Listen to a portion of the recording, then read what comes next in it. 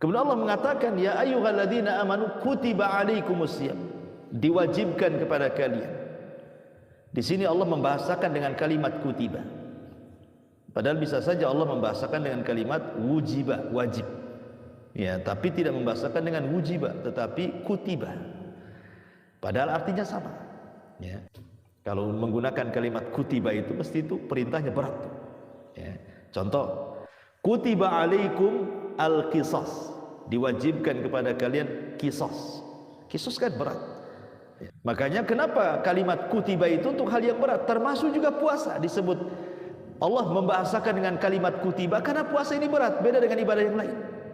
Artinya bahwa di sini Allah Subhanahu wa taala hendak mengatakan bahwa puasa itu berat. Berat karena dia mulai dari terbit fajar. Dan itu sampai terbenam matahari. Tetapi Allah Subhanahu wa taala ingin menghibur kita. Memang puasa itu berat. Tetapi puasa ini bukan kalian saja yang berpuasa. Umat dulu sudah diwajibkan puasa. Nuh memerintahkan umatnya berpuasa. Kemudian Nabi Ibrahim memerintahkan umatnya berpuasa. Nabi Saleh, Nabi Syuaib, dan para nabi yang lainnya juga memerintahkan umatnya berpuasa. Nabi Musa, Nabi Isa, termasuk juga Nabi Muhammad. Ya, jadi jangan kecil hati kalian berpuasa, walaupun puasa berat, bukan kalian aja berpuasa, gitu maksudnya. Umat dulu lah sudah berpuasa. Hikmahnya apa? La'allakum tattaqun, agar kalian bertakwa. Ibadah puasa itu memungkinkan orang itu bisa lebih takwa dibandingkan ibadah yang lain. Kenapa demikian? Perhatikan makna takwa. Bismillahirrahmanirrahim. Assalamualaikum warahmatullahi wabarakatuh. Ya Alhamdulillah wassalatu wassalamu ala Rasulillah wa ala alihi wa sahbihi wa mawalah wa la haula wa la quwata illa billahi wa ba'd. Alhamdulillah di malam hari ini kita bisa duduk kembali untuk berthalabul ilmi. Salawat dan juga salam tentunya kita hadiahkan kepada Rasul kita Nabi besar Muhammad sallallahu alaihi wa ala alihi wasallam. Biasa kita mengkaji sirah Nabi karena kita akan menyongsong bulan Ramadan. Maka pembahasan di malam hari ini kita fokuskan motivasi seputar Ramadan. Dari Hasan ibnu Ali radhiyallahu an. Jadi Hasan putra Ali radhiyallahu an bercerita saat kematian ayahnya Ali bin Abi Thalib radhiyallahu an yang ditusuk oleh seorang khawarij yang bernama Abdurrahman ibn Mulzam saat perangkat salat subuh. Lah ketika Hasan putranya menceritakan kematian ayahandanya Ali bin Abi Thalib radhiyallahu an, dia mengatakan kutila lailata unzilal Quran, bahwa ayahku dibunuh saat malam diturunkan Al-Quran, dan juga saat usriya bi Isa alaihi salam, saat Isa diangkat ke langit. Kata-kata Hasan ibn Ali radhiyallahu anhu yang mengatakan bahwa ayahnya dibunuh saat Al-Quran diturunkan, maknanya isyarat kepada bulan Ramadan, karena Al-Quran diturunkan di bulan Ramadan. Dan dalam sejarah wafatnya Ali itu terjadi pada tanggal 21 bulan Ramadan. Dan tanggal 21 itu bagian daripada tanggal-tanggal Lailatul Qadar. Karena Lailatul Qadar itu terjadi di tanggal-tanggal ganjil kan. Bisa 21, 23, 25, 27, 29. Disitulah antara 5 tanggal ganjil ini Al-Quran turun. Makanya wajar kalau Hasan ibn Ali mengatakan ayahku dibunuh di malam ketika Allah turunkan Al-Quran. Karena kejadiannya tanggal 21 Ramadan, meninggalnya Ali. Kemudian beliau menambah, dan juga di malam usriya bi Isa, ketika Isa diangkat ke langit, menunjukkan bahwa saat Isa bin Maryam dikepung oleh tentara Romawi, kemudian ditidurkan Allah dan diangkat ke langit, itu peristiwanya terjadi di bulan Ramadan. dari ucapan Hasan ibnu Ali radhiyallahu anhu yang dikeluarkan oleh Imam Hakim dalam kitab Al-Mustadraknya. Ini peristiwa pertama. Peristiwa kedua, tentu yang paling luar biasa adalah nuzulul wahyi, turunnya wahyu, turunnya Quran. Karena Ramadan itu identik dengan Quran. Makanya Allah Subhanahu wa taala mengatakan syahrul ramadhan alladzi unzila fihil Quran. Bulan Ramadan itu bulan diturunkan Al-Quran. Dan diturunkan Al-Quran itu lewat 3 proses. Proses yang pertama, Allah Subhanahu wa taala memerintahkan qalam untuk mencatat segala sesuatu termasuk juga Al-Quran. Kemudian diletakkan di sebuah papan. Dalam bahasa Arab papan itu lauh namanya. Kemudian Allah memerintahkan malaikat untuk menjaganya, maka disebut Lauhil Mahfuz. Di situ Al-Quran pertama diletakkan. Kemudian marhala yang kedua, proses yang kedua adalah penurunan Al-Quran dari Lauhil Mahfuz ke Baitul Uzzah. Baitul Uzzah itu di langit pertama. Lah turunnya Al-Quran dari Lauhil Mahfuz ke Baitul Uzzah itu langsung 30 juz. Itulah isyarat daripada firman Allah Azza wa Jalla, syahrul ramadhan alladzi unzila fihil Quran. Bulan Ramadan itu bulan diturunkan Al-Quran. Dari mana? Dari Lauhil Mahfuz ke Baitul Uzzah. Dan ini diperkuat dengan ayat inna anzalnahu fi lailatul qadar. Sesungguhnya kami turunkan Al-Quran di malam Lailatul Qadar dari Lauhil Mahfuz ke Baitul Uzzah, langsung 30 juz. Kemudian proses yang ketiga, itulah turunnya Al-Quran ke bumi, ke dada Nabi SAW untuk disampaikan kepada umatnya. Ini tidak 30 juz, tetapi diangsur satu ayat selama 13 tahun di kota Mekah, ditambah 10 tahun di kota Madinah, menjadi 23 tahun baru rampung 30 juz itu. Tetapi surat yang pertama turun saat Nabi SAW berada di Gua Hira. Ketika itu usia Nabi SAW mendekati 40 tahun. Dan 6 bulan sebelumnya Rasul selalu bermimpi. 6 bulan sebelum belum diangkat jadi Nabi itu selalu bermimpi. Aisyah radhiyallahu anha yang disebutkan dalam Sahih Bukhari itu mimpinya kafalaki subhi, seperti falak subuh. Maknanya malamnya mimpi, besoknya selalu menjadi kenyataan mimpinya itu. Selalu begitu selama 6 bulan. Mimpi apa saja Rasul menjadi kenyataan. Lah termasuk juga dalam mimpinya Rasul akan ditemui seseorang dalam gua, maksudnya Jibril. Itu dimimpikan juga. Makanya ketika Nabi SAW betul-betul kemudian tafakkur selama 1 bulan Ramadan di Gua Hira itu, kemudian datang orang yang berbaju putih, ganteng gitu ya, jelmaan daripada Jibril, Rasul tidak kaget karena sudah dimimpikan ya. Ketika kemudian Nabi SAW kemudian bersalaman dengan Jibril, tiba-tiba kemudian Jibril memeluk Nabi SAW, kemudian menyuruh untuk membaca sesuatu. Iqra ya Muhammad, baca wahai Muhammad. Yang dipahami Rasul ketika itu, kalimat baca itu maksudnya membaca tulisan, sementara Rasul tidak bisa baca dan tidak bisa menulis. Makanya jawaban Nabi SAW, ma ana biqari, aku tidak bisa baca ya. Kata Jibril dipeluk lagi lebih erat, Iqra ya Muhammad, baca wahai Muhammad.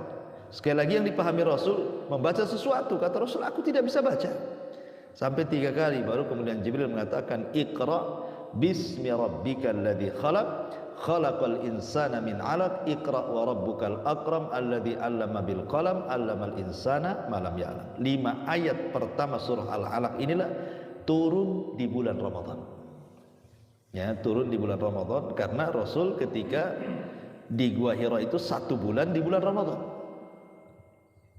Maka surah Al-Alaq itu turun di bulan Ramadan.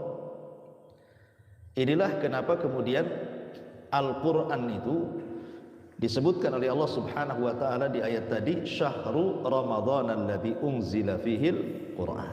Bulan Ramadan itu bulan diturunkan Al-Quran karena 2 kali turun di bulan Ramadan. dari Lauhil Mahfud ke Baitul Uzza bulan Ramadan. Kemudian Jibril menurunkan surat pertama Al-Alaq 5 ayat saja pertama, itu juga terjadi di bulan Ramadan. Jadi setatnya di bulan Ramadan semuanya. Baru ayat-ayat yang lain yang turun kepada Rasul ya ada yang di bulan Ramadan, ada yang tidak di bulan Ramadan, sesuai dengan peristiwa dan kejadian yang dihadapi Nabi. Ya, sampai 23 tahun baru rampung 30 juz gitu ya. Dan ini perbedaan Quran dengan kitab-kitab di luar Quran. Sebab kalau Taurat, Zabur, Injil itu kan langsung dikasih. Ya, tidak ada proses. Kalau Quran kan berproses, satu ayat gitu ya. Apa hikmahnya? Ya supaya jangan ada persoalan kecuali ada jawaban dalam Al-Quran. Ini peristiwa yang kedua, nuzulul Quran. Kemudian peristiwa yang ketiga, yang besar-besar aja saya sebutkan, adalah terjadinya Perang Badar. Ini terjadi pada tanggal 17 Ramadan. Ya. Lah Perang Badar ini adalah perang penentu. Makanya bahasa Quran itu disebut Yaumul Furqan, perang pembeda antara mukmin dan kafir, antara muwahhid dan orang-orang musyrik.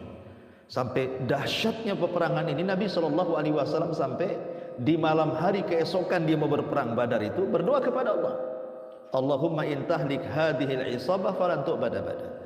Ya Rabb, kalau kau hancurkan kelompok yang sedikit ini, kau gak akan ada yang nyembah lagi. Kenapa Rasul sampai berdoa seperti itu? Karena ketika itu Rasul menghadapi musuh dengan jumlah yang banyak, sementara Rasul tidak punya pengalaman perang dan juga para sahabatnya, dan itu bukan perang direncanakan.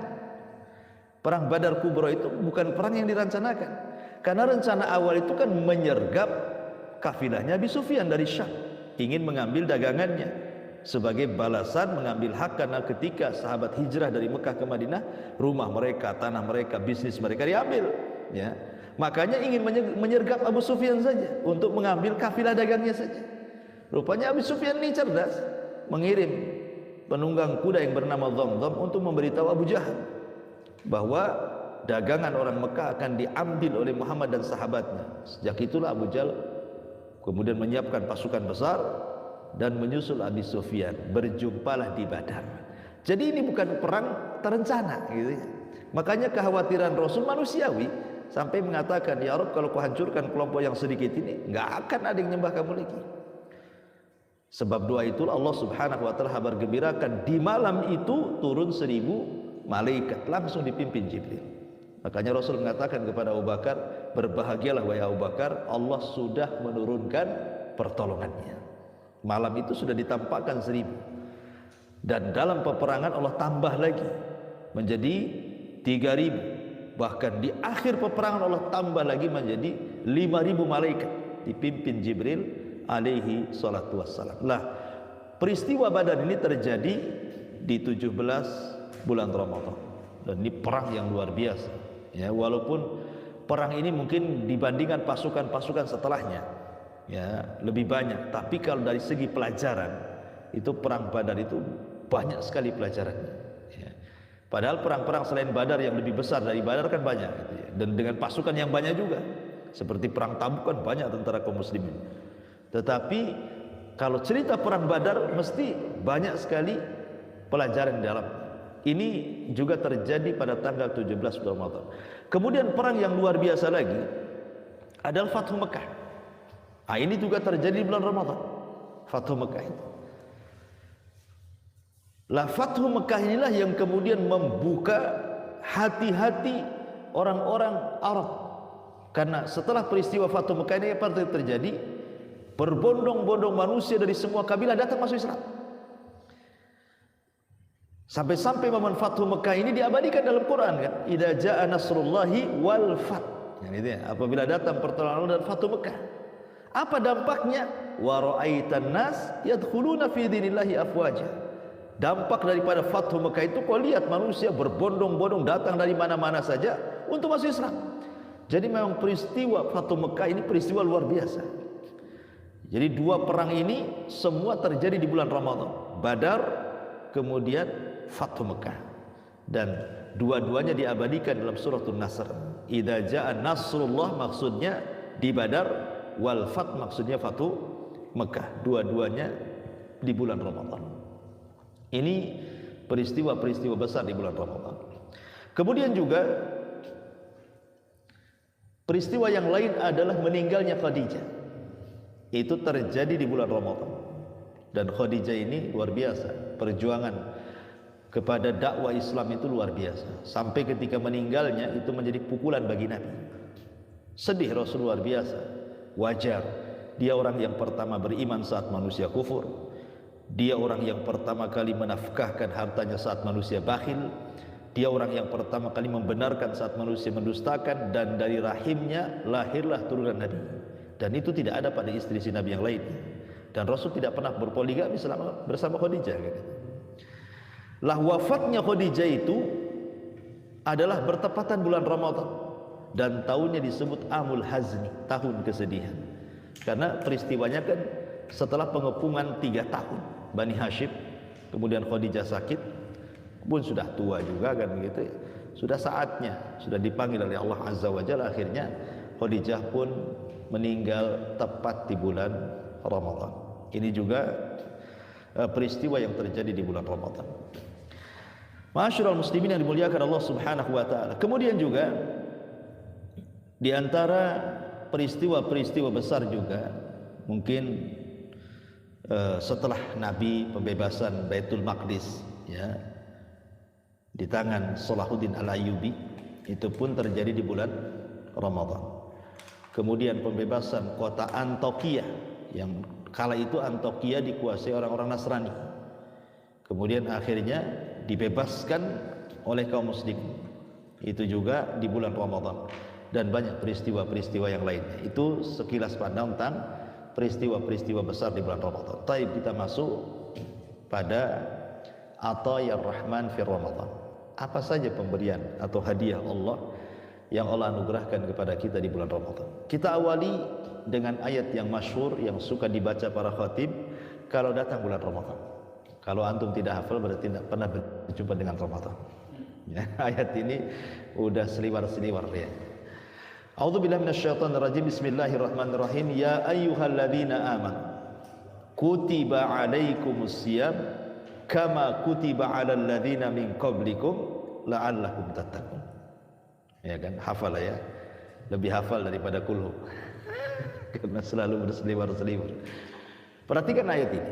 Allah mengatakan diawali dengan ya ayyuhalladzina amanu. Wahai orang-orang yang beriman. Ini panggilan lembut. Ya, panggilan yang sangat lembut sekali dari Allah kepada kita, wahai orang-orang yang beriman.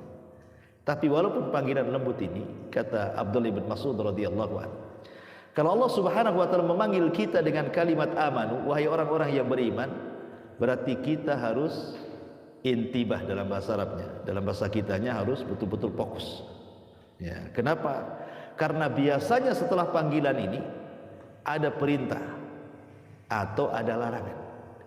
Kalau ada panggilan ya ayyuhalladzina amanu, pasti setelahnya di situ ada perintah atau ada larangan.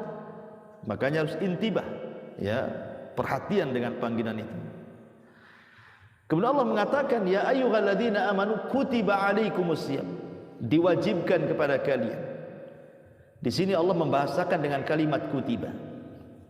Padahal bisa saja Allah membahasakan dengan kalimat wujiba, wajib. Ya, tapi tidak membahasakan dengan wujiba, tetapi kutiba. Padahal artinya sama. Ya. Al-Quran itu kalau membahasakan kalimat kutiba yang artinya wajib, diwajibkan begitu. Biasanya dipakai dalam Al-Quran itu dalam perintah-perintah yang sifatnya berat. Kalau menggunakan kalimat kutiba itu mesti itu perintahnya berat. Ya. Contoh, kutiba alaikum al-qisas, diwajibkan kepada kalian kisos. Kisos kan berat. Ya, ketika membunuh ringan, ketika dia mau dibunuh berat juga tuh kan gitu ya. Ya, kadang-kadang ketakutan kalau membunuh orang semangat ya, ketika kemudian mau dikisos dia pula ketakutan. Atau Allah mengatakan kutiba alaikumul qital, diwajibkan kepada kalian perang. Tidak semua orang bisa perang.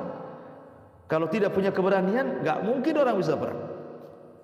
Kita tidak pernah dengar suara ledakan-ledakan, hanya mercon saja di negeri kita kan.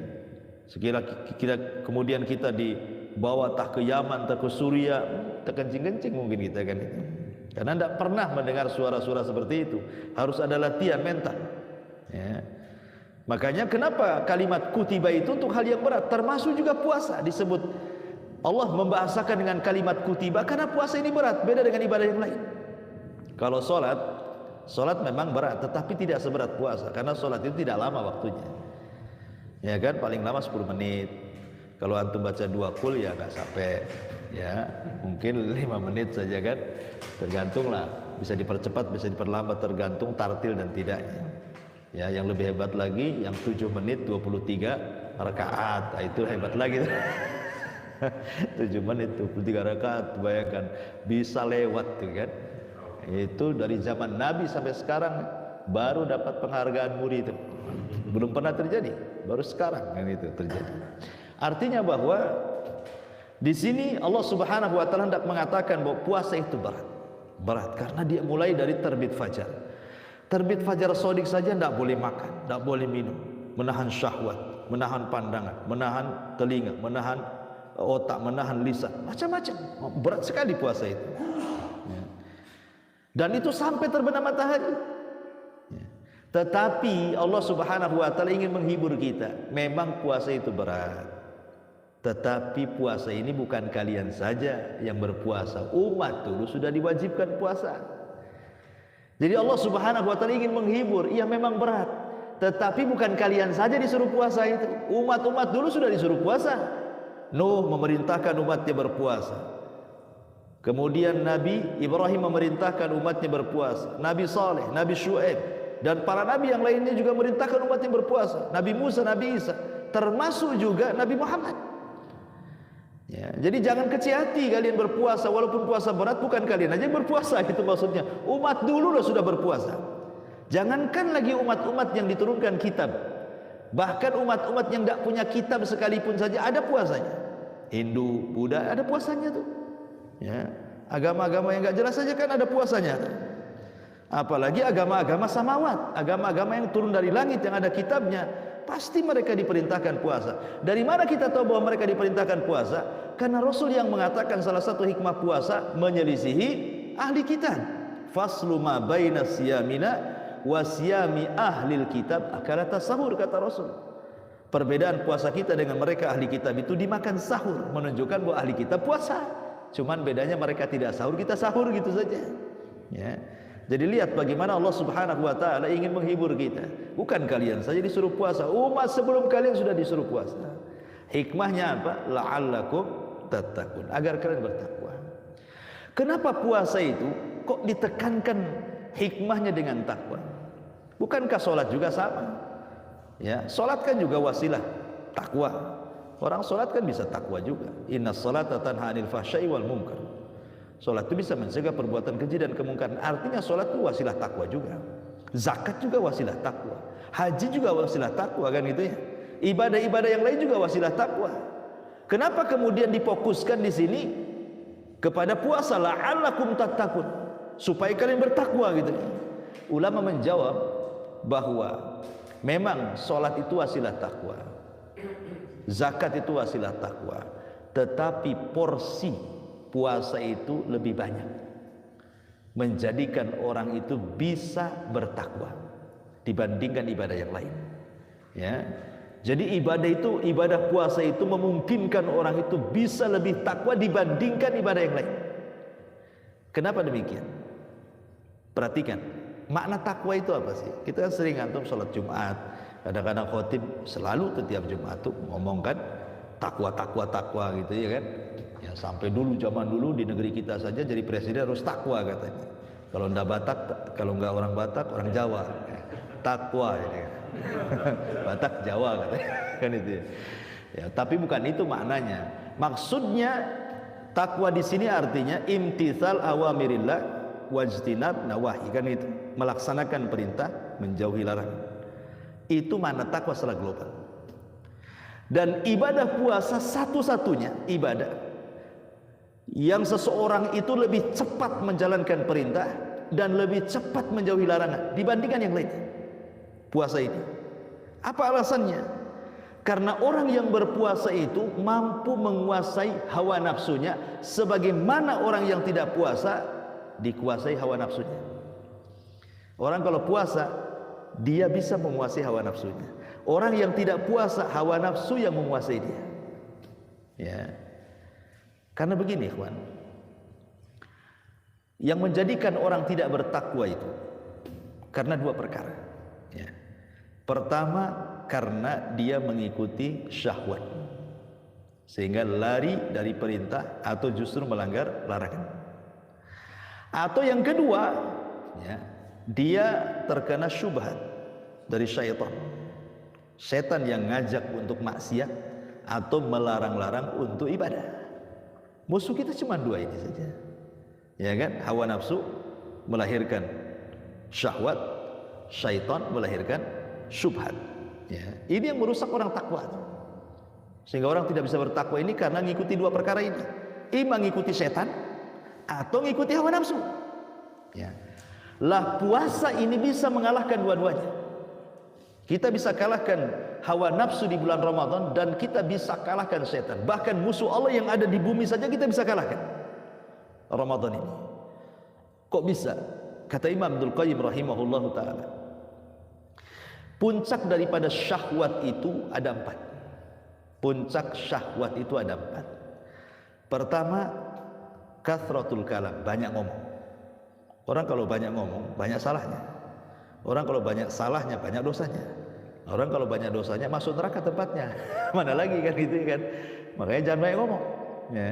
Yang kedua, kathratut tu'am, banyak makan, banyak minum. Orang kalau banyak makan, banyak minum, kenyang. Orang kalau kenyang ngantuk, kalau ngantuk malas, malas ibadah, malas segalanya. Dan itu kita bisa membuktikan kalau Anda puasa, ya kan? Kemudian pas buka dimakan semua satu meja, tarawih itu udah malas tuh. Itu saja terjadi di bulan Ramadan, apalagi di bulan Ramadan. Ya. Kemudian yang ketiga, kasratun naum, banyak tidur. Banyak tidur itu bukan makin sehat, makin sakit badan semua. Ya, dengan tidur itu lupa segalanya. Namanya orang tidur, kita tidak tahu berapa jam orang tidur itu. Akhirnya harusnya diibadah bablas gara-gara tidur.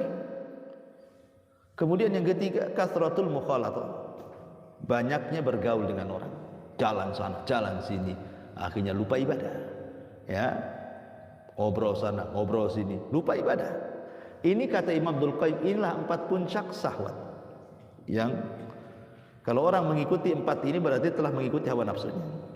Coba perhatikan, puasa bisa kalahkan 4-4-nya. Orang yang berpuasa tidak mungkin banyak ngomong. Orang berpuasa tidak mungkin banyak ngomong, haus kalau banyak ngomong, kan itu ya. Kalau orang banyak ngomong curigai itu, puasa enggak dia? Orang puasa kok banyak ngomong kan itu. Jangan-jangan minum ini kan itu. Orang puasa itu kebanyakan diem. Makanya salah-salah itu berhenti itu puasa. Gitu ya. Karena kalau banyak ngomong haus, bisa masalah puasanya. Ya.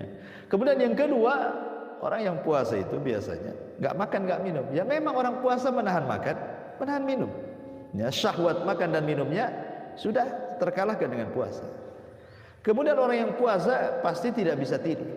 Cuman anehnya kita ini kalau puasa kok banyak tidur. Iya, karena Anda menjadikan malam jadi siang, siang pula jadi malam. Ya akhirnya ya banyak tidurlah. Coba kalau malamnya normal tidurnya, normal aja tidurnya. Ya jam 10 tidur, sahur bangun, nggak akan ngantuk puasa itu. Ya. Orang yang ngantuk puasa tidur dari subuh ke duhur estafet sampai ke asar, kemudian bangun asar itu, kemudian langsung ke pasar, kaget gitu kan. Nah itu karena malamnya begadang tuh. Ya. Tapi kalau normal tidurnya, nggak akan dia tidur siang. Kenapa? Karena biasanya orang lapar susah tidur. Orang lapar susah tidur. Ya makanya kenapa badannya gemuk begini? Kalau malam kalau nggak makan nggak bisa tidur saya. Artinya kan lapar itu harus makan karena susah tidur kan itu ya. Harusnya seperti itu.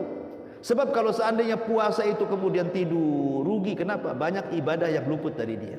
Kan ibadah bukan puasa saja ibadah itu. Bisa ketika puasa baca Quran, ketika puasa zikir, ketika puasa macam-macam kan gitu ya. Ya. Kemudian mukhalatatun nas, banyak bergaul.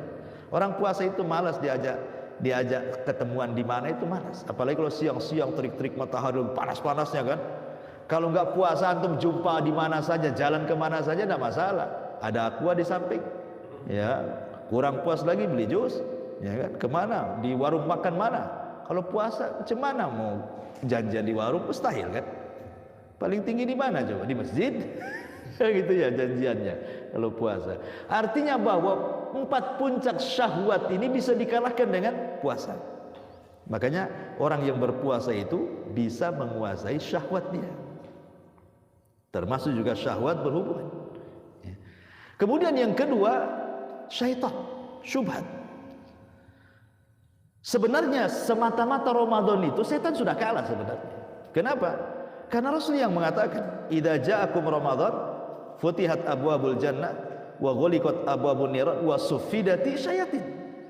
Apabila datang bulan Ramadan, pintu surga dibuka, pintu neraka tertutup, setan sudah diikat. Semata-mata dalam Ramadan saja setan itu sudah terikat sebenarnya. Sudah kalah gitu ya. Logikanya kalau antum ini perang kelahi dengan 2 musuh, satu terikat di pohon musuhnya, satu pula liar tak terikat. Lebih mudah mana antum mentung kepalanya tuh? Ya lebih mudah yang terikat lah, dia tak ngelawan. Kan terikat kan gitu ya. Itu logika saja. Apalagi Ramadan sendirilah syahrul Quran, bulan Al-Quran. Dan setan itu paling tidak suka dengan Quran.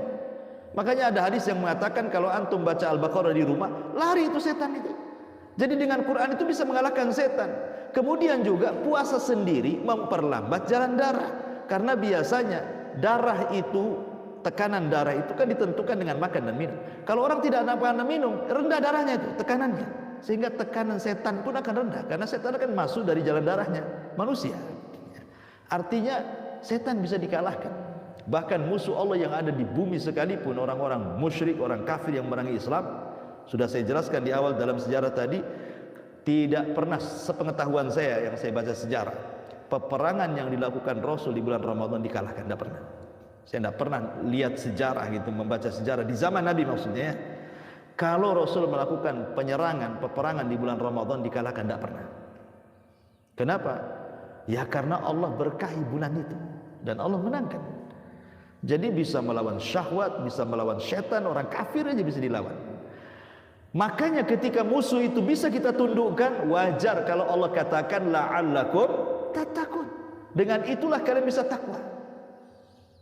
Karena yang susah orang bertakwa itu tadi, karena tidak bisa menahan syahwat atau tidak bisa melawan setan, makanya susah untuk takwa. Ketika kita bisa melawan itu semuanya, insyaallah la'allakum tattaqun. Nah, itulah kenapa kemudian puasa itu diakhiri hikmahnya adalah takwa. Dan dari sini kita tahu bahwa Allah Subhanahu wa taala tidak menghitab kita itu begini. Wahai orang-orang yang beriman, berpuasa, diwajibkan kepada kalian berpuasa sebagaimana umat kalian diwajibkan berpuasa agar kalian lapar. Allah tidak katakan seperti itu. Atau agar kalian haus, enggak juga. Atau agar kalian merasakan bagaimana orang-orang fakir itu tidak makan, tidak minum, tidak juga. Tapi Allah mengatakan la'allakum tattaqun. Berarti puasa itu ada erat kaitan dengan hati. Karena takwa itu di sini kata Nabi, at-taqwa hahuna. Ya, berarti puasa itu sangat erat kait dengan hati. Kenapa coba? Erat kait dengan hati. Imam Ibnul Qayyim mengatakan, hati ini kal malik. Hati ini seperti raja. Dan anggota badan itu adalah rakyatnya. Apapun yang dikatakan raja, maka rakyat akan patuh dengan rajanya. Lah ketika kemudian puasa itu membuahkan takwa, maka anggota badan ini akan baik. Karena rajanya sudah baik. Kan itu ya. Sehingga kalau seandainya kata hati, hei mata jangan memandang yang haram, selamanya tidak akan memandang yang haram. Kata hati, telinga jangan kau dengar yang haram, selamanya tidak akan dengar yang haram. Kata hati, hei kaki jangan kau langkahkan ke tempat haram, tidak akan melangkah kaki ke tempat yang haram.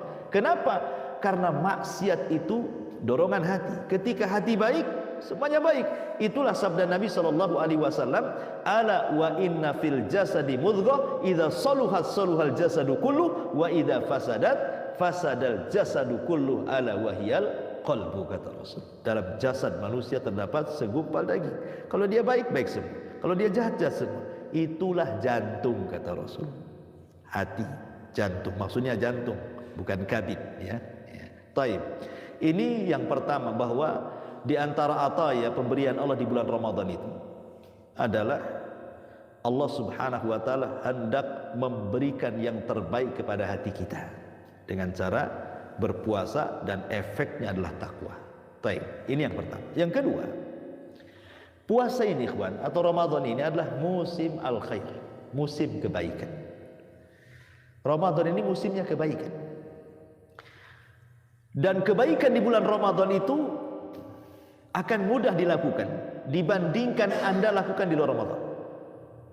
Ya, ini menjadi sebuah kenyataan. Anda melakukan kebaikan di bulan Ramadan itu mudah, tapi di luar Ramadan belum tentu bisa. Coba kita lihat, tidak ada masjid yang paling penuh kecuali Ramadan.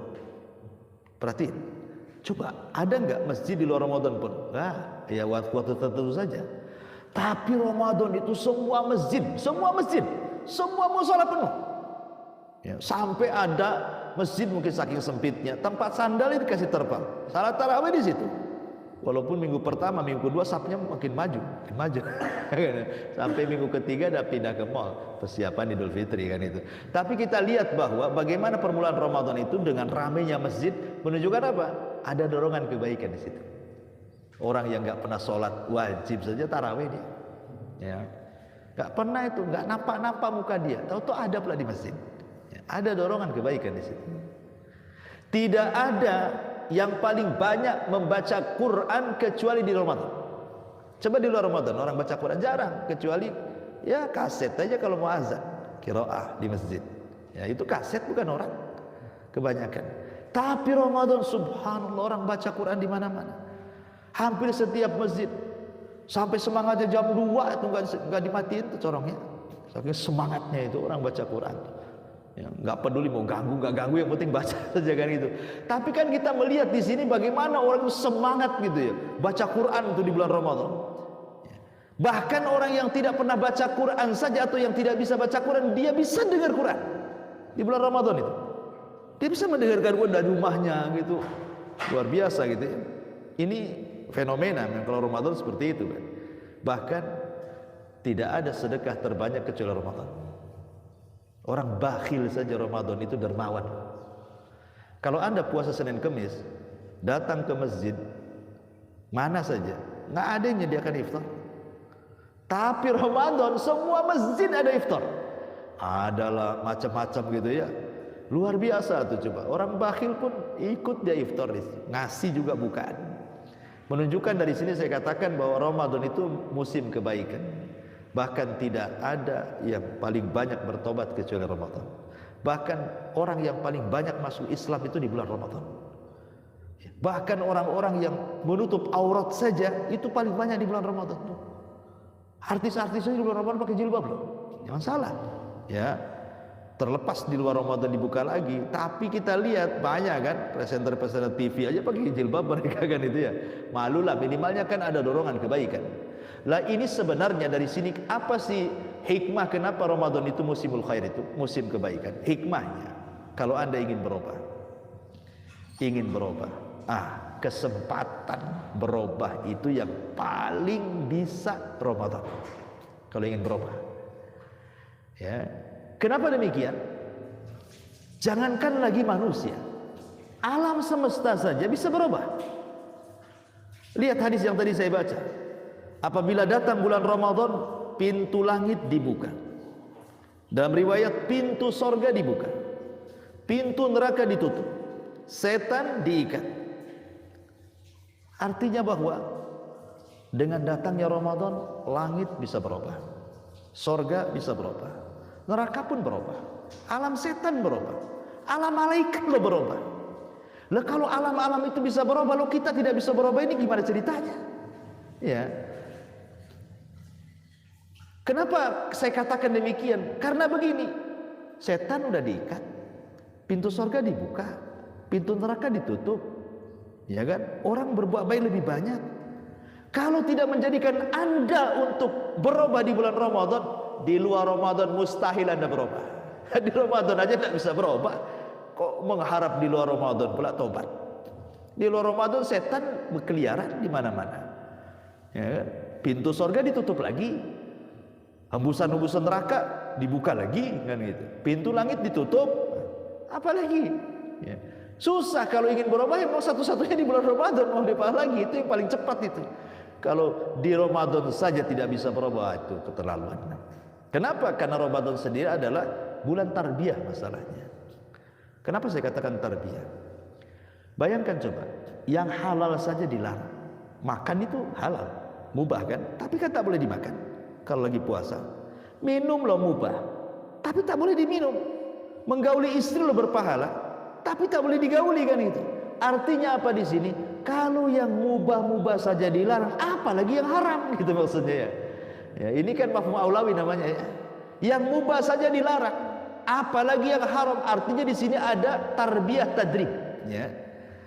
Jadi yang mubah saja, kalau sekiranya itu bisa membatalkan puasa, dilarang. Apalagi saat puasa Anda berzina, Anda mencuri, Anda maling, Anda macam-macam. Naudzubillah. Nah, kan? Di sini sebenarnya tarbiyah bagi kita.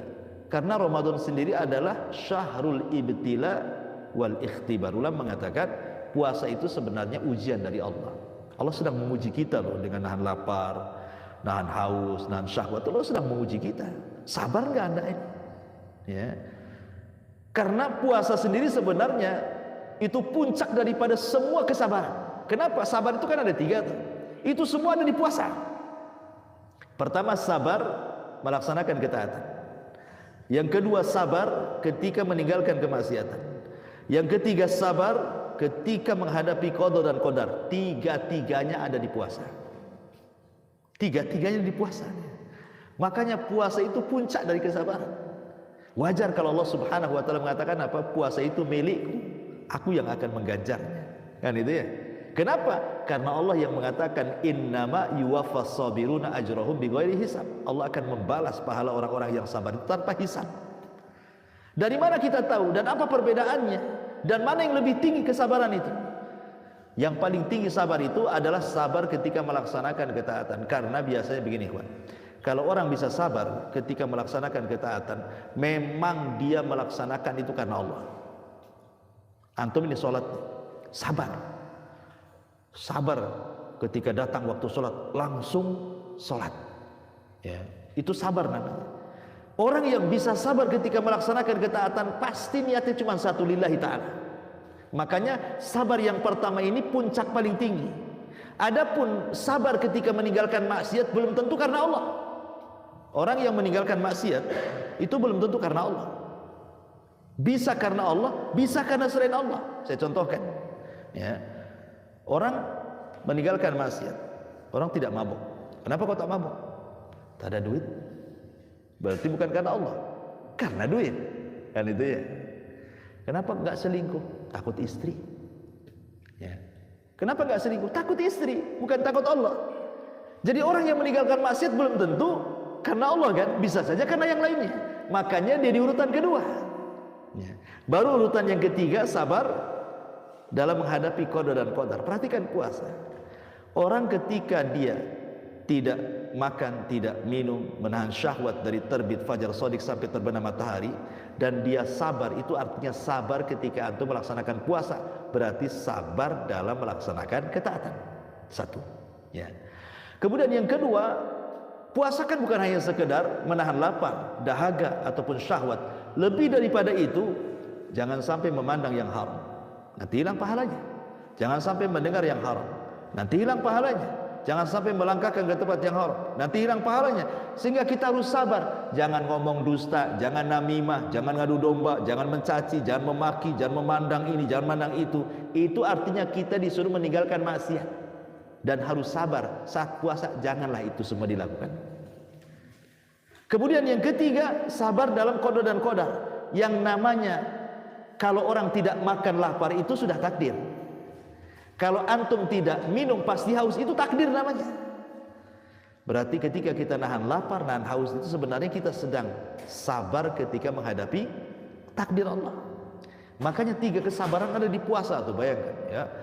Jadi inti daripada puasa itu sebenarnya sabar. Makanya sebagian para ulama ketika mentafsirkan ayat surah Al-Baqarah itu, wasta'inu bis-sabri was-shalah. Mintalah pertolongan Allah dengan sabar dan dengan salat. Sebagian ahli tafsir mengatakan yang dimaksud sabar di sini adalah wasta'inu bis-saumi wassalati, itu maksudnya. Mintalah pertolongan dengan puasa dan juga dengan salat. Karena makna sabar itu artinya puasa. Nah, ini hikmah yang kedua ya, bahwa Ramadan itu musim kebaikan gitu ya. Kemudian yang ketiga, Ramadan ini adalah musim ampunan. Kenapa kita harus paham kalimat bahwa Ramadan itu syahrul maghfirah? Ini pentingnya. Karena begini ya, kalau kita lihat ibadah fitar Ramadan itu satu puasa, kalau kita terbayang Ramadan pasti yang terbayang 3. Puasa, taraweh, Lailatul Qadar. Kan itu ya? Itu saja yang terbayang. Kalau sudah Ramadan ini pasti yang 3 ini yang diingat tentu.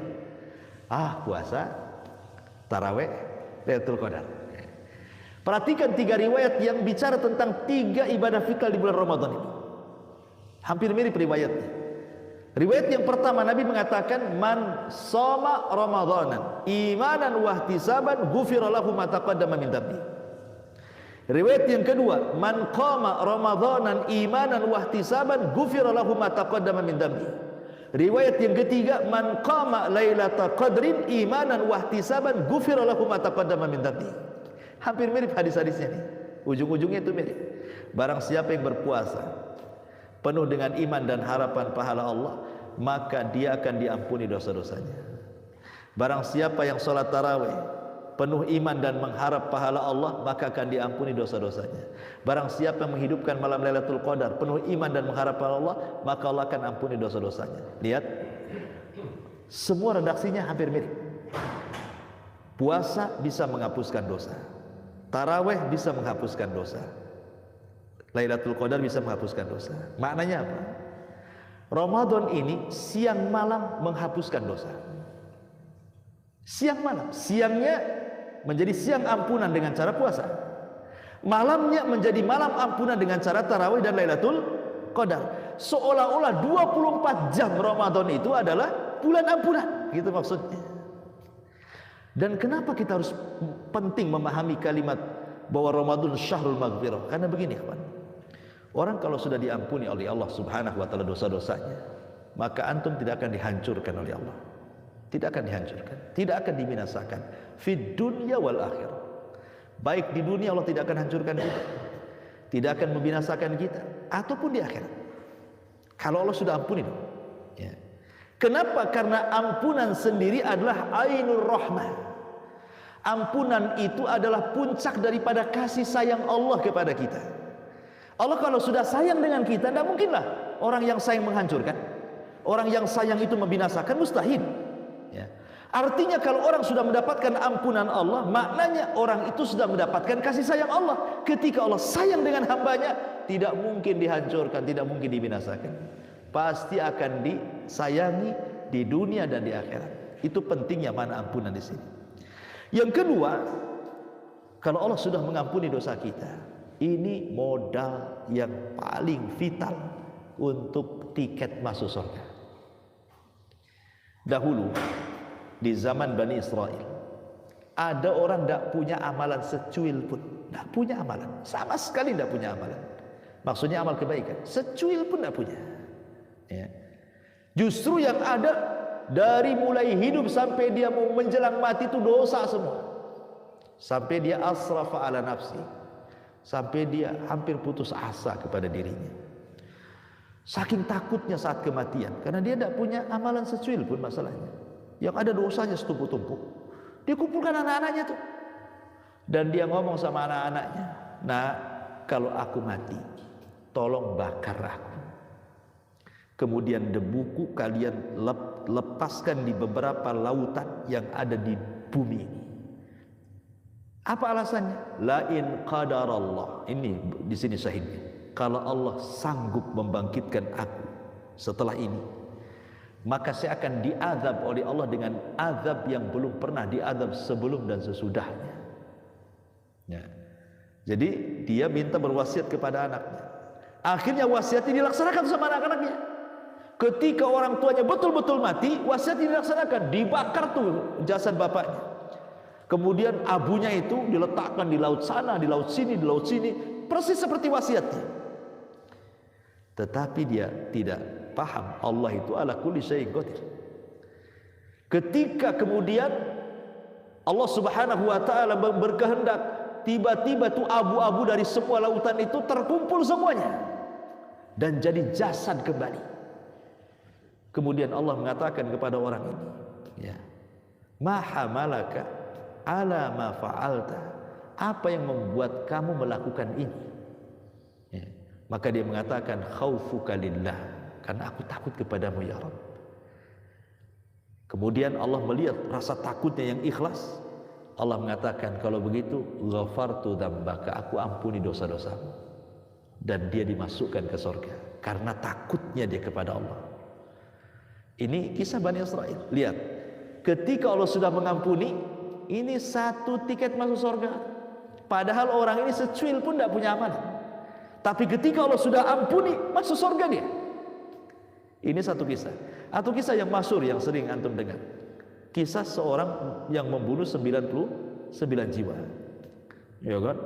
Kita saja kalau punya tetangga membunuh orang dengan cara dimutilasi, masukkan ke koper, tahu-tahu ke singkap polisi, wah, kita katakan sadis sekali itu.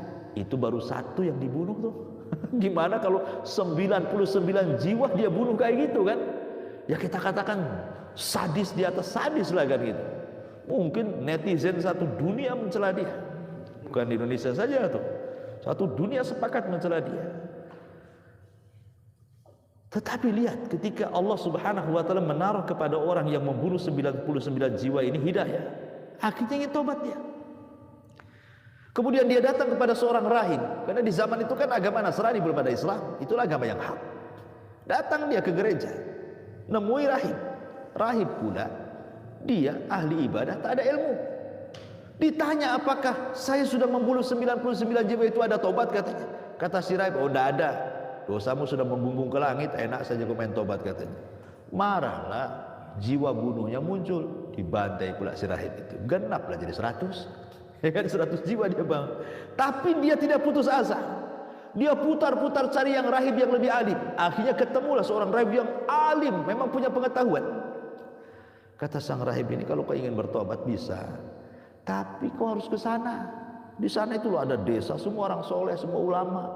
Aku belajar di sana, aku ibadah di sana. Mudah-mudahan kau diterima tobatnya sana. Senang dia. Ya. Karena perjalanan kan jauh ini, dari tempat dia bertanya kepada sang alim ini ke tempat yang dituju itu jauh sekali gitu kan. Bisa memakan waktu berhari-hari. Akhirnya kehabisan bekal, kelaparan, kehausan di jalan, mati dia. Ketika dia mati itulah malaikat azab dan rahmat datang. Kata malaikat azab, ini ruh milik saya, pantas dia masuk neraka. Kenapa? Sudah 100 jiwa dia bunuh, masa masuk surga? Masuk neraka lah. Kata malaikat rahmat, tunggu dulu. Dia harus dimasukkan ke surga. Ada niat tobat. Ya. Akhirnya tarik-tarikan turuhnya. Allah kirim malaikat yang ketiga disebut malaikat hakim. Kemudian Allah Subhanahu wa taala merintahkan malaikat hakim untuk mengukur jarak kematian dia dengan desa yang dituju, dengan jarak kematiannya kepada orang alim bertanya. Kalau masih dekat ke orang alim yang bertanya, masukkan ke neraka. Kalau lebih dekat ke desa yang dituju, masukkan dia ke surga. Akhirnya diukur, bukan kayak ukuran tukang, ini ukuran malaikat. Ya. Kata rawi hadis, sebenarnya nih, jarak kematian dia dengan orang yang bertanya itu lebih dekat dibandingkan ke tempat tujuan. Sebenarnya, tetapi karena Allah itu Rahim, Maha Pengampun, Maha Penyayang, Allah lipat bumi sehingga didekatkan ke desa yang dituju. Sebenarnya lebih jauh tuh, masih jauh, tapi karena Allah Rahim, Allah Ghafur, dilipat pula bumi sama Allah. Pas diukur oleh malaikat, rupanya lebih dekat ke desa yang dituju. Allah ampuni dia, Allah masukkan dia ke surga. Lihat, terkadang kemurkaan Allah itu tidak sebagaimana rahmatnya. Makanya di istilah inna rahmati wasi'at ghadabi. Ya, rahmatku itu lebih luas dibandingkan kemurkaanku gitu ya. Sampai Allah lipatkan bumi itu supaya didekatkan gitu ya. Karena ada niat baik di situ. Lihat, apabila Allah sudah mengampuni, Allah masukkan ke surga. Atau wanita pelacur yang ngasih minum anjing di zaman Bani Israel kan, Allah masukkan juga ke surga. Intinya bahwa kalau sudah dapat ampunan dari Allah, itu satu-satunya tiket Anda masuk ke surga. Makanya jangan sia-siakan Ramadan, itu adalah syahru maghfirah gitu maksudnya. Ini bulan ampunan, kesempatan mana lagi? Ya, bulan ampunan itu kecuali Ramadan. Makanya Rasul itu pernah naik ke atas mimbar. Mimbarnya Rasul kan tiga tingkat tuh. Dia naik ke tingkat pertama, amin katanya. Naik lagi ke tingkat kedua, amin. Naik lagi ke tingkat ketiga, amin. Habis itu Rasul ceramah, khutbah. Habis khutbah dia turun. Sahabat ini heran karena ketika dia naik mimbar mengucapkan amin tapi tidak terdengar doa. Makanya sahabat mengatakan, "Alama amanta ya Rasulullah." Rasul, tadi waktu kau naik ke atas mimbar, kami dengar kau mengucapkan amin 3 kali, tapi kami tidak mendengar doa Anda. Kira-kira doa apa itu katanya? Kata Nabi SAW begini, tadi waktu saya naik ke atas mimbar itu di awal-awal tadi, Jibril datang kepadaku, meminta didoakan, diaminkan doanya. Ku aminkanlah doanya. Pengen tahu doanya Jibril. Kemudian Rasul mengatakan salah satunya ragima anfu rajulin, thumma ragima anfu rajulin adraka Ramadan, thumma kharaja falam yughfar min dhunubi. Celaka dan binasa orang yang masuk Ramadan, keluar satu dosa pun tidak diampuni. Binasa orang ini. Kata Rasul, amin. Jadi ada orang-orang ikhwan, bagi dia Ramadan itu sama dengan bulan yang lain, nggak ada istimewanya. Makanya saya heran kadang-kadang ya, kalau saya perhatikan di masyarakat itu, orang yang menghadapi Ramadan itu ada 3 kelompok nih. Ya, kelompok yang pertama sudah membayangkan pahalanya. Wah, saya bisa tarawih lagi, bisa sholat malam lagi, bisa puasa lagi, sedekah lagi, bahkan kalau bisa beli tiket umroh iktikaf di Mekah. Itu mantap tuh. Ya, ini yang bagus. Ada kelompok yang kedua, enggak. Otaknya itu stan pasar saja. Cari stan. Ada nggak stan? Cari stan. Nanti di sini tak dapat, sana. Gitu ya. Cari sana. Jadi otak itu kebayang untung dunia saja itu. Buat duit aja tuh. Ini mumpung Ramadan nih. Orang ngabuburit banyak nih. Harus punya saya stan di pasar kaget nih. Kalau bisa semua terkaget-kaget nih kan. Gitu ya. Ada orang itu kalau masuk Ramadan, Masya Allah, dunia saja. Oke lah, orang yang kedua ini masih ada untung, masihlah dapat dari dunia. Tapi ada orang yang ketiga ini sudah nggak dapat agama, nggak dapat dunia, rusak menghadapi Ramadan. Aduh, lapar lagi saya Ramadan ini. Cemana saya Ramadan ini? Ada orang stres itu. Dia nggak kepikir cari untung dunia, apalagi cari untung akhirat, yang ada rusak kepalanya. Ramadan lagi mau maksiat, tutup semua katanya. Mikirnya itu aneh gitu ya. Lah ini orang celaka nih yang ketiga. Sudah nggak ada untung akhirat, nggak untung dunia. Yang kedua saja sudah celaka. Ini yang ketiga nih celaka lagi tuh. Makanya kata Rasul, kata Jibril, ragima anfu rajulin, celakalah orang itu. Masuk Ramadan, keluar kok satu dosa gak diampuni dia. Ini maksudnya apa? Apa lewat saja di Ramadan itu? Nah ini makanya harus memahami bahwa Ramadan syahrul maghfirah. Jangan sampai satu dosa lu gak diampuni, padahal 1 bulan kita lewat itu. Nah ini juga termasuk atau ya Rahman. Sebenarnya ini pemberian Allah di bulan Ramadan. Coba kalau kita ini berbuat dosa, kemudian menyengajalah baca istighfar, kayaknya malas kita ini. Tapi cukup Ramadan puasa saja, dosa kita sudah diampuni kan itu ya. Walaupun tidak baca istighfar. Nah itu kan enak tuh. Siangnya siang ampunan, malamnya juga malam ampunan. Nah ini yang ketiga. Yang keempat, bukan hanya itu saja. Salah satu keistimewaan bulan Ramadan yang luar biasa adalah dilipat gandakannya pahala. Ini dilipat gandakannya pahala, dan ini hanya ada di bulan Ramadan.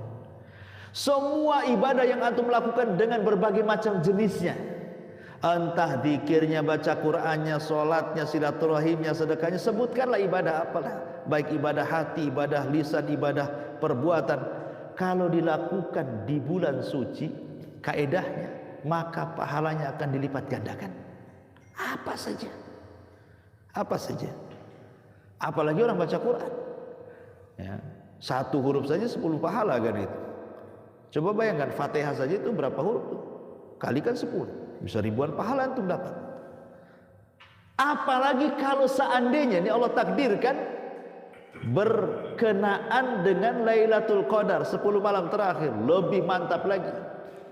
Begini ikhwan, Lailatul Qadar itu kan ada dua kata ya, Lailah, Qadar. Lailah itu malam, Qadar itu ya ada yang mengartikan takdir, ada yang mengatakan sempit ya, karena banyaknya malaikat jadi sempit gitu ya. Ada yang mengatakan Qadar itu mulia dan macam-macam ulama ketika tapi yang saya bahas bukan Qadarnya, malamnya. Malam itu ada dua macam. Ada malam indallah, ada malam indannas. Ada malam menurut ketentuan Allah, ada malam menurut ketentuan manusia. Kalau malam menurut ketentuan manusia adalah ketika terbenam matahari, kita katakan malam. Kalau sudah matahari terbenam saja, kita katakan datang malam. Kalau belum terbenam, belum, masih sore, belum malam kan itu ya. Itu menurut kita manusia. Tapi menurut Allah bukan. Malam itu bukan ketika terbenam. Tetapi malam menurut ketentuan Allah itu dimulai di waktu asar. Sebagaimana hadis Nabi SAW, yata'aqabuna fikumul malaikah, malaikatul laili wa malaikatul nahar. Allah akan membagi tugas para malaikat yang mencatat kebaikan hamba. Ada malaikat yang bertugas di malam hari, ada malaikat yang bertugas di siang hari. Kapan mereka berjumpa? Wa yajtami'una fi salatil asri wa salatil fajri. Mereka berjumpa di salat asar dan di salat fajar. Berarti malaikat malam mulai bertugas di waktu asar sampai fajar, malaikat siang bertugas di waktu fajar sampai asar. Dari sini kita tahu malam menurut ketentuan Allah itu waktu asar. Masuk waktu asar menurut Allah malam. Masuk maghrib menurut manusia malam. Pertanyaannya, Lailatul Qadar itu milik siapa? Ya kan? Milik kita kan milik Allah. Kalau milik kita berarti malamnya menurut kita. Lailatul Qadar diawali dengan terbenam matahari, diakhiri dengan terbit fajar. Hiya hatta matla'il fajr. Tapi kalau Lailatul Qadar itu maksudnya adalah milik Allah, berarti Lailatul Qadar itu sudah dimulai dari asar. Dan sebagian para ulama yang merojehkan bahwa Lailatul Qadar itu dimulai di waktu asar sampai fajar ya. Yang ingin saya katakan begini kawan, Lailatul Qadar itu kan sama dengan Ismul A'zam di dalam Asmaul Husna. Berdasarkan perkataan Aisyah radhiyallahu anha, di dalam Asmaul Husna yang 99 itu salah satunya ada Ismul A'zam, nama Allah yang sangat agung, yang kalau anda sebut nama itu kemudian berdoa pasti mustajab. Tetapi Allah sembunyikan, tidak tahu yang mana satu Asmaul Husna dari 99 itu. Allah sembunyikan ya. Sebagaimana Lailatul Qadar juga Allah sembunyikan di 10 malam akhir Ramadan. Tidak tahu malam keberapa. Karena kalau seandainya kita tarik tanggal ganjil itu mulai tanggal 20. Kita tarik tanggal ganjil 20. Berarti malam ganjilnya bisa 21, 23, 25, 27, 29. Ini kalau penanggalannya stop di 29. Tapi kalau kita tarik dari atas, dari tanggal 30 ke bawah, berarti jatuhnya 28, 26, 24, 22. Malam ganjilnya kan gitu kalau dari atas ya. Kalau kita tarik dari atas 30 ke bawah, itu akan berbeda dengan dari 20 ke atas ya. Seolah-olah ulama ingin mengatakan, anggap saja tanggal 20 sampai tanggal 30 itu semua malam ganjil, gitu maksudnya. Apalagi negeri kita ini kadang-kadang ada yang puasa duluan, ada yang puasa belakangan, sehingga menurut kita ganjil, menurut dia kepala genap kan itu kan repot tuh lah. Karena ada polemik seperti itu, makanya kata para ulama, jangan pernah mencari-cari tanggal ganjil. Hidupkan saja 10 malam akhir itu, pasti anda akan mendapatkan Lailatul Qadar. Apalagi bukan hanya mencari-cari tanggal ganjil, yang lebih parah lagi mencari-cari tanda-tanda Lailatul Qadarnya. Itu yang lebih parah itu. Siapapun yang memperhatikan dan mencari tanda Lailatul Qadar gak akan dapat Lailatul Qadar, kata ulama. Oh, kata Ustaz, Lailatul Qadar itu kayaknya tak dingin tak panas, tapi kok kayaknya dingin. Iya, lagi meriang anda. Cemana bisa bedakan ini apa nggak dingin nggak panas. Orang demam nggak bisa lah merasakan. Karena katanya ada tambahan cahaya, nggak bisa listrik nyala semua. Kecuali Anda hidup di hutan, nampaklah tambahan cahaya. Ya, jadi intinya bahwa kata para ulama, jangan sibuk cari tanggal ganjil, jangan sibuk cari tanda-tanda, hidupkan saja dari tanggal 20 sampai 29 atau 30 kalau memang itu digenapkan. Insya Allah. Dan saya yakin pasti dari 20 hari itu pasti antum dapat Lailatul Qadar. Saya sederhana saja saya contohkan begini. Pamannya antum punya uang 100 ribu, punya uang 100 ribu, antum tukar pecah menjadi 10 ribu. Kan jadi ada 10 lembar kan, 100 kita pecah jadi 10 lembar.